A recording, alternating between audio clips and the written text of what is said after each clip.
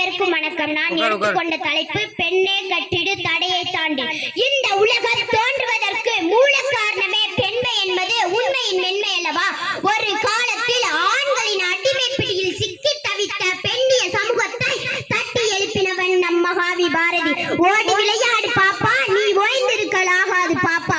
பெண்களுக்கு படிப்பு, சொத்துரிமை ஆகியவை இருந்துவிட்டால் நாடு கண்டிப்பாக முன்னேற்றம் அடைந்துவிடும் என்கிறார் பெரியார். கல்வியே அடிமை தலையை உழைக்கும் பெண்கள் கல்வியை கற்பது அவர்களின் அடிப்படை உரிமை. கல்வியை பெற இன்றைக்கு பெண்கள் வீரநடை போட தொடங்கிவிட்டனர் என்பது புதிய அத்தியாயம். பெண்கள் இல்லாத துறையே இல்லை என்னும் வகையில் இன்றைக்கு சோதனைகள் படங்கடந்து சாதனை பெண்களாக வலம் வருகின்றனர் என்பது வரலாறு. பெண்கள் கையில் கரண்டியை பிடுங்கிவிட்டு புத்தகத்தை கொடுத்தால் போதும் என்கிறார் பெரியார். அந்த வகையில் பெண்கள் சாதிக்காத செய்யாத செயலே இல்லை.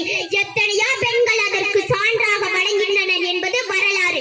வேலுநாச்சியார், கல்பனா சால்பா, முத்துலட்சுமி ரெட்டி, இந்திரா காந்தி, மம்தா பானர்ஜி ஆகியோரே சான்று.